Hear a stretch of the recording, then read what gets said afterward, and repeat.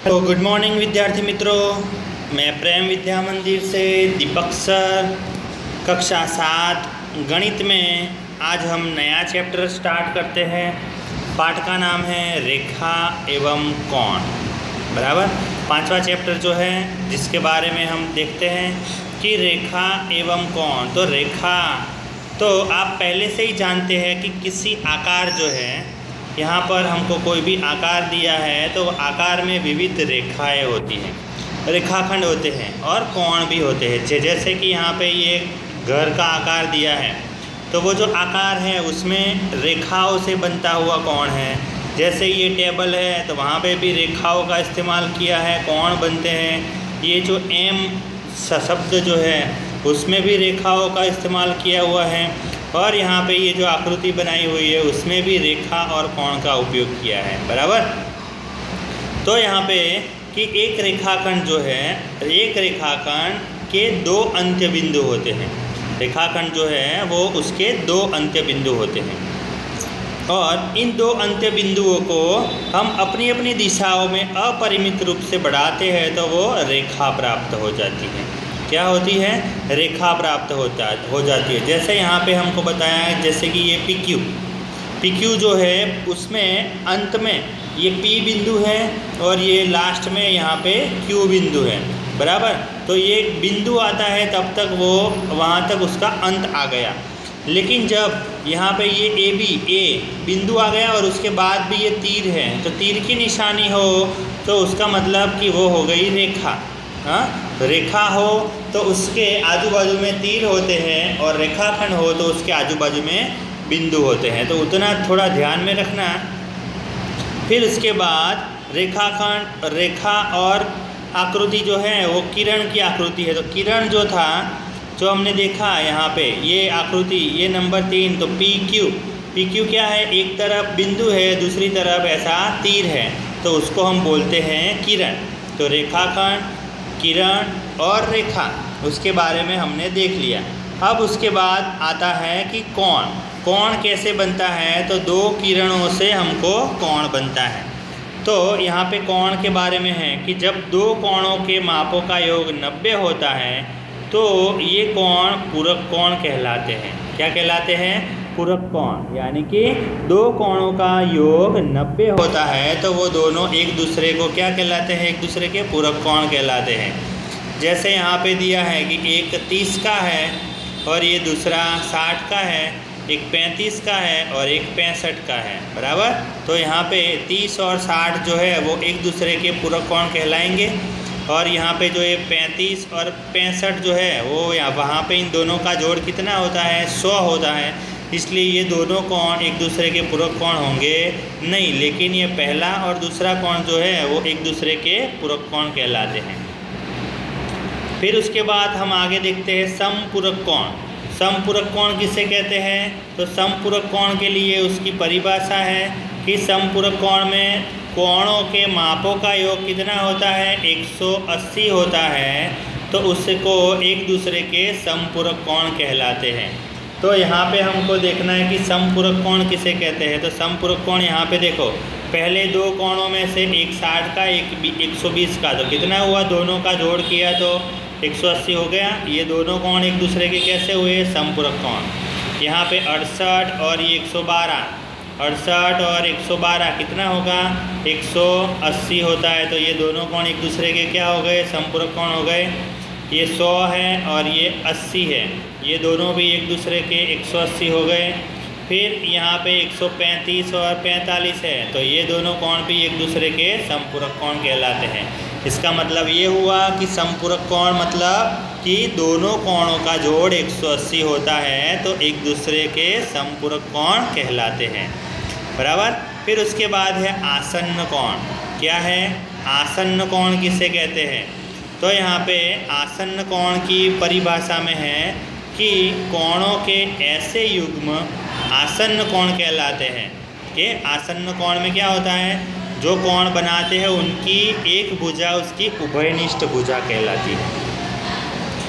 तो वो एक दूसरे के आसन्न कोण कहलाते हैं। जैसे हमको ये कोण दिया है, यहाँ पे ये वाला कोण है जिसमें इसकी नीचे वाली भुजा है और ये ऊपर वाली भुजा है। अब दोनों के बीच में जो भुजा है ये वाली, दोनों के बीच में 1 नंबर और 2 नंबर के बीच में जो भुजा है वो दोनों में आती है। एक नंबर वाले कोण में भी आती है और 2 नंबर वाले कोण में भी आती है। इसलिए 1 नंबर का कोण और 2 नंबर का कोण दोनों क्या कहलाएंगे, एक दूसरे के आसन्न कोण। यहाँ पे आकृति नंबर 2 है, उसमें भी 1 नंबर और 2 नंबर दोनों के बीच में ये जो रेखा है वो भी एक दूसरे के कोण जो है वो आसन्न कोण कहलाएंगे। और फिर उसके बाद वाला कोण है रैखिक युग्म का कोण। क्या है? रैखिक युग्म का कोण। तो एक रैखिक युग्म ऐसे आसन्न कोण का युग्म होता है जिनकी वे भुजाएं जो उभयनिष्ठ नहीं है, विपरीत दिशा में किरणें होती है, उसे कहते हैं रैखिक युग्म के कोण। तो यहाँ पे ये दोनों कोण नंबर 1 और 2 कोण जो है वो एक दूसरे से भिन्न हैं। यहाँ पर भी 1, 2 वो रैखिक युग्म कोण कहलाते हैं। तो ऐसे जो है उन दोनों का जोड़ 180 होता है, इसलिए उसको रैखिक युग्म के कोण कहलाते हैं। फिर है शीर्षाभिमुख कोण। जैसे नाम है उसी तरह ही उसके गुण हैं। शीर्ष यानी कि उनका मुख, शीर्षाभिमुख यानी कि जिसके सामने वाला मुख हो, आमने सामने के कोण जो है उसको हम कहेंगे शीर्षाभिमुख कोण। जैसे यहाँ पे आकृति बनाई है उसमें देखो कि उसमें 1 नंबर का कोण है, उसके सामने वाला उसके 3 नंबर का कोण है, तो वो 1 नंबर और 3 नंबर वो एक दूसरे के शीर्षाभिमुख कोण हुए, बराबर। फिर 2 और 4, 2 और इस तरफ 4 वो भी उसके आमने सामने के कोण हुए, तो इसलिए वो भी क्या कहलाएंगे, उसके एक दूसरे के शीर्षाभिमुख कोण कहलाते हैं, बराबर। मालूम पड़ गया शीर्षाभिमुख कोण किसे कहते हैं। तो यहाँ पे यदि 2 रेखाएं एक दूसरे को प्रतिच्छेद करती हो, इस प्रकार बने शीर्षाभिमुख कैसे कोण होते हैं? समान होते हैं। तो आमने सामने के कोण समान होते हैं। जैसे हमको उदाहरण में दिया है कि उदाहरण में आकृति में बताए गए उसको पहचानना है कि आसन्न कोण के 5 युग्म बताओ, 3 रैखिक युग्म बताओ, शीर्षाभिमुख कोण के 2 युग्म बताओ। तो यहाँ पे आकृति पर से आपको फिर उनके युग्म बताने हैं।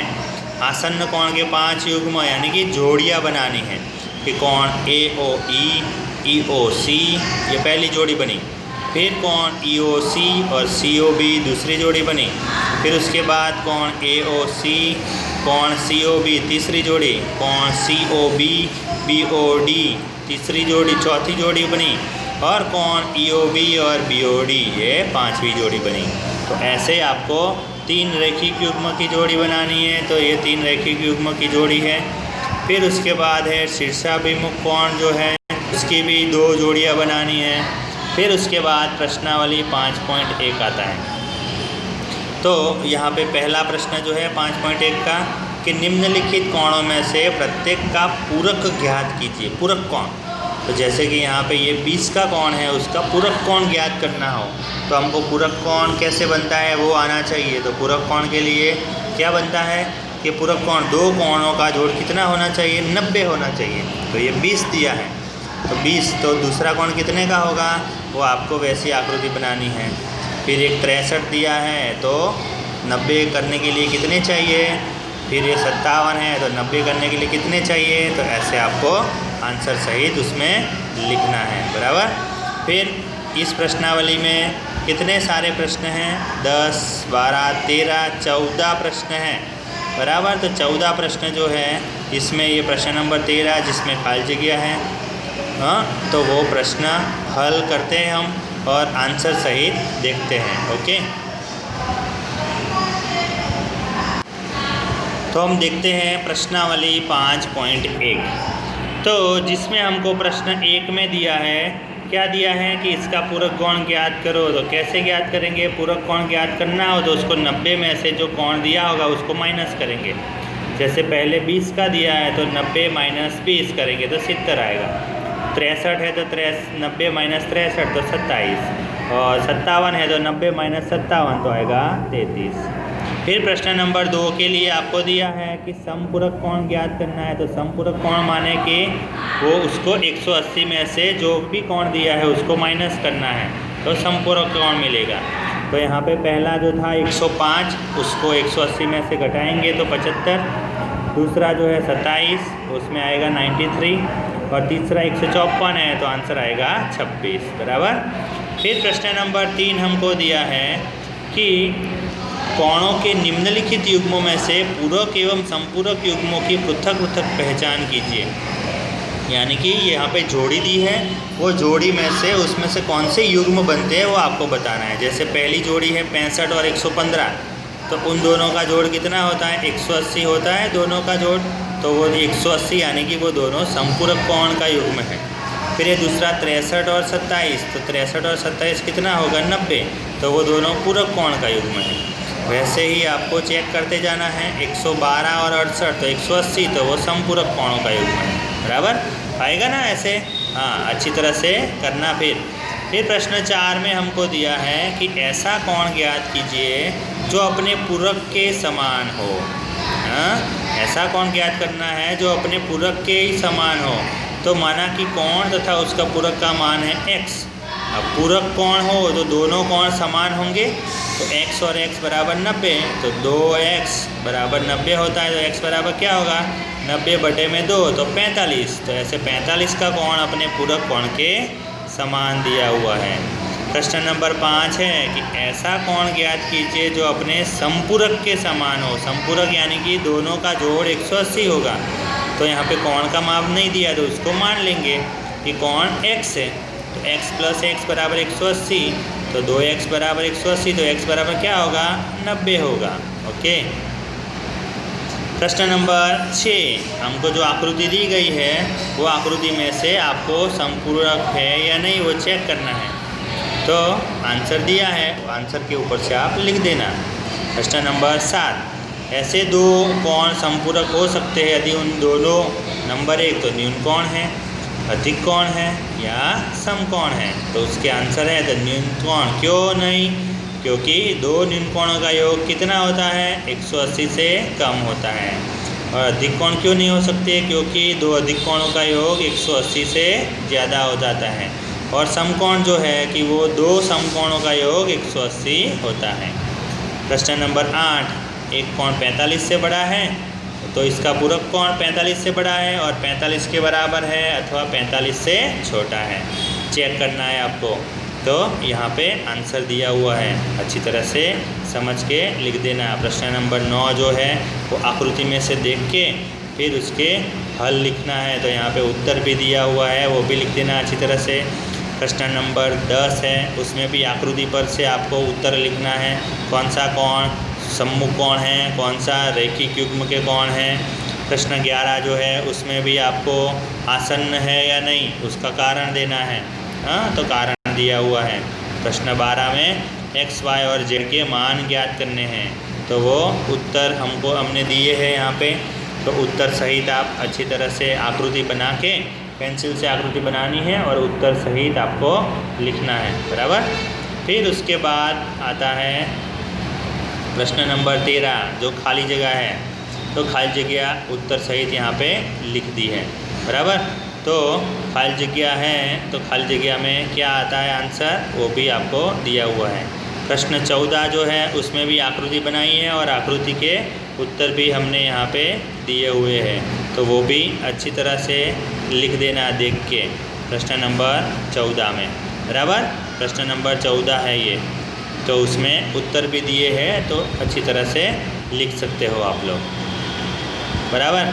तो यहाँ पे हमारा जो है प्रश्नावली जो है 5.1, वो 5.1 आपको अच्छी तरह से देख के उत्तर सहित आकृति जो है वो पेंसिल से बनानी है। ओके, तो आज के लिए इतना। Thank you.